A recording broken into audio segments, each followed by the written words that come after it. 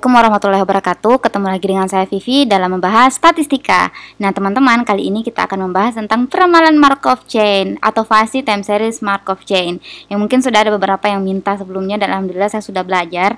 Semoga hasil belajar saya benar, dan kali ini kita akan menjelaskan langkah-langkah analisis Markov Chain, belum ke manualnya, tapi mungkin sebentar tersempil-sempil sedikit untuk memperjelas bagaimana alur pengerjaannya.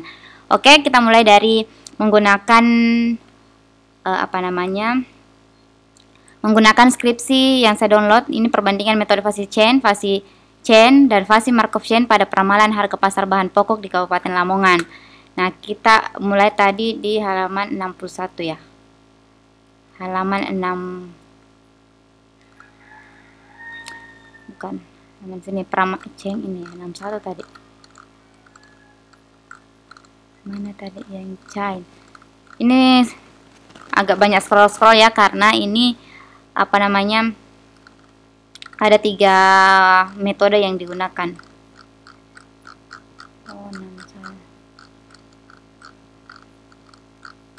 Baru ada 3 metode, 3 data. Oke, kita mulai dari sini ya. Peramalan dengan metode fasi time series Markov Chain atau Markov Chain itu karena dalam metode ini digunakan rantai Markov seperti itu. Oke, ya, jadi kita mulai dari menentukan universe of discourse-nya atau semesta pembicaraan dari data aktual. Kan biasanya semesta pembicaraan itu data minimal dengan data maksimal. Nah, kalau di analisis fasi time series, dia diberikan kesempatan untuk memilih D1 sama D2, di mana D1 dikurangkan dengan nilai minimal, D2 ditambahkan dengan nilai maksimal. Itu salah satu cara untuk memperluas semesta pembicaraan, dan ada beberapa pertimbangan peneliti. Itu pertimbangan peneliti ya, berapa nilainya, misalnya dia mau jadikan semuanya puluhan supaya mudah dihitung, atau misalnya ada data yang tidak masuk pada saat interval sudah terbentuk, seperti itu. Jadi kayak itu pertimbangan peneliti sendiri yang tentunya harus ada hal ilmiah yang mendasari kenapa sekian, seperti itu. Untuk penelitian ini kita ikuti saja ya, saya tidak tahu apa alasannya dia tentukan 10 atau 20. Nah, setelah itu kita sudah mendapatkan nilai minimal sama nilai maksimalnya di masing-masing. D minimal dikurang dengan D1, maksimal ditambahkan dengan D2, seperti itu. Nah, sehingga itulah yang menjadi nilai nilai semesta pembicaraan atau nilai terkecil sama terendah baru, seperti itu. Oke.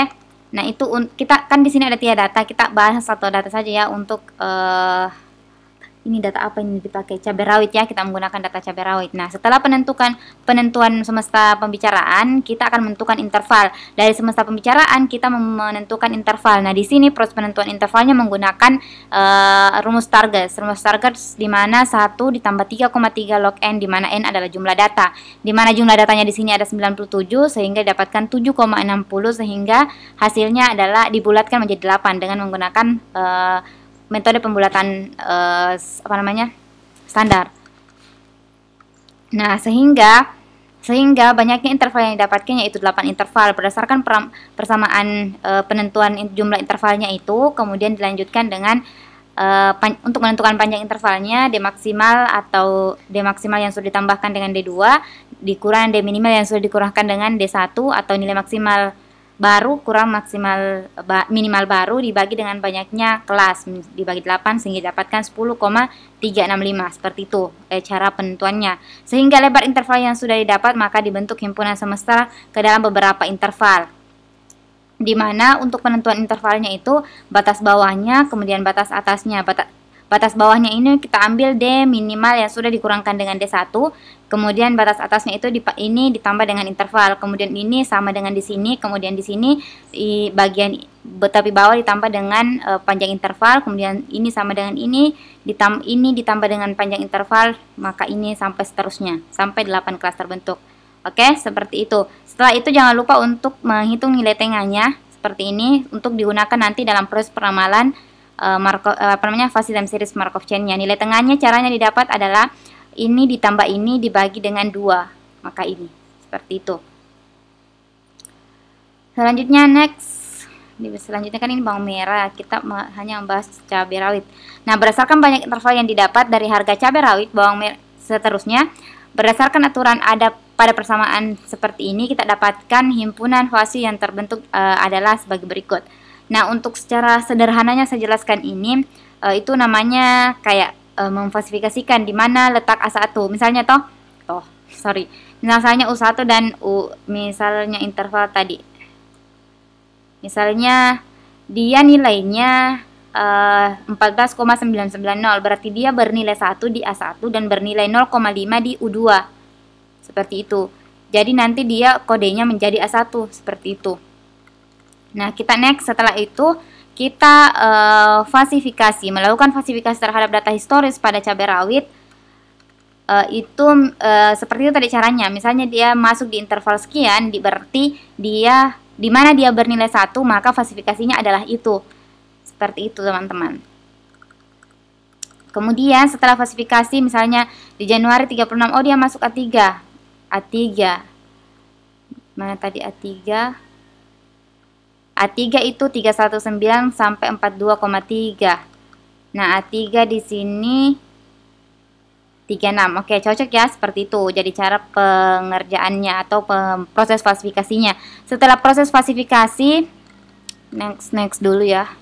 Setelah proses falsifikasi kita akan menentukan FLR. FLR itu dari falsifikasi T-1 ke T, atau dari hari kemarin atau periode sebelumnya ke periode hari ini. Misalnya untuk falsifikasi di data pertama itu berarti tidak ada, dan falsifikasi di data pertama selanjutnya di nomor 2 ada karena kita lihat di sini misalnya ini contohnya. Ini 1 2 3 4. Di sini tidak ada proses FLR-nya karena ini tidak ada waktu sebelumnya. Nah, di sini ada karena ada A1 sebelumnya, berarti A1 ke A1. Kalau misalnya di sini A4 yang nomor 2 berarti A1 ke A4. Seperti itu caranya. Oke, sama dengan seterusnya sampai ke bawah. Selanjutnya kita akan menentukan FLRG. FLRG itu proses pengelompokan falsifikasi dengan berdasarkan current state-nya. Current state-nya itu ada R asalnya. Misalnya seperti ini, terbentuk A1, A1, A1, A1, A1, A1, A1, A2. Ini semua dia bisa dikelompokkan menjadi A1 ke A1, grup 1, karena dia di A1, current state-nya A1, dia berasal dari A1. Jadi next step-nya A1 sama A2, seperti itu. Setelah proses FLRG-nya, kita akan melakukan pembobotan. Nah, cara pembobotannya itu seperti ini. Kan ada nilai pembobotan itu, dia matriks pembobotnya itu berdasarkan jumlah interval yang terbentuk. Kalau misalnya jumlah interval yang terbentuk itu adalah 8, berarti jumlah matriksnya itu harus 8 kali 8 kalau intervalnya 8. Kalau misalnya intervalnya 20, berarti matriks yang terbentuk itu matriks 20 kali 20, seperti itu. 20 ke bawah, 20 ke samping, seperti itu. Nah, cara penentuannya ini di sini anggap di sini current state, di sini next state. Oke, di sini current state, di sini next state. Misalnya berapa kali A1 ke A1 itu sebanyak 40, berapa kali A1 ke A2 itu sebanyak 5, A1 ke A3 itu tidak ada, seterusnya. Jadi ini berisi 0, seperti itu. Nah, setelah kita dapatkan matriks seperti ini, caranya tadi begitu. Misalnya berapa kali A1 ke A1 juga berarti 40. Berapa kali A6 ke A2 berarti dia 1 kali, berarti tulisannya di sini 1, seperti itu. Nah, selanjutnya setelah kita punya matriks pembobot, ada namanya proses penghitungannya supaya lebih mudah nantinya dalam proses peramalan. Di sini itu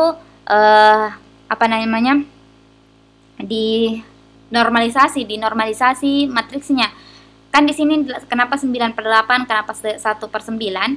Karena di sini 45 berarti di sini 40/45. Karena totalnya ini kan 45.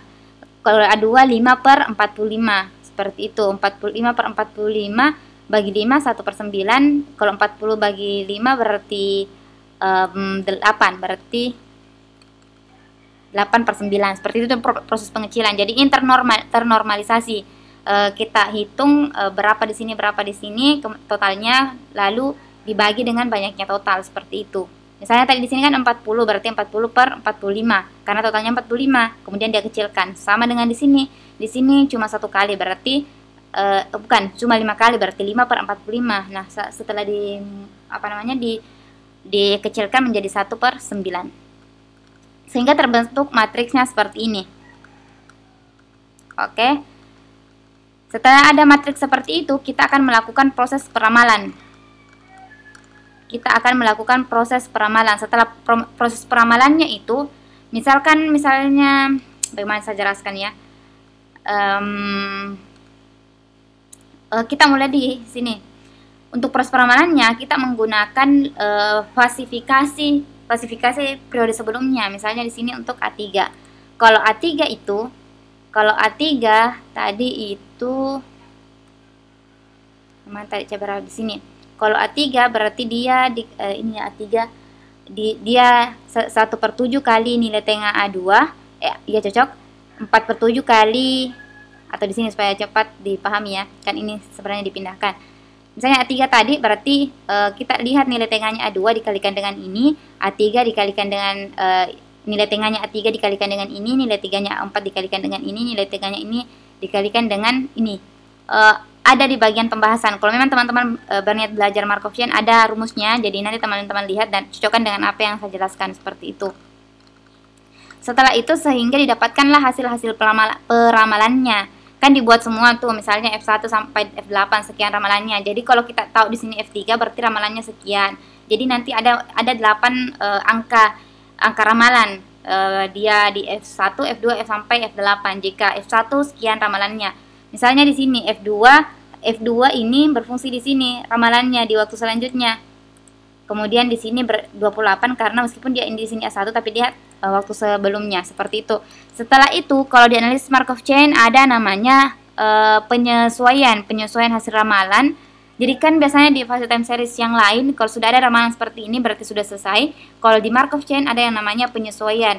Cara penyesuaiannya itu dilihat bagaimana next state-nya FLR. Mana ya di sini? Nah, ini nilai penyesuaiannya ya. Nilai penyesuaiannya saya mau jelaskan di sini ya. Ini nilai penyesuaiannya. Dulu saya lihat penjelasannya. Penyesuaiannya coba kontrol F. Penyesuaian.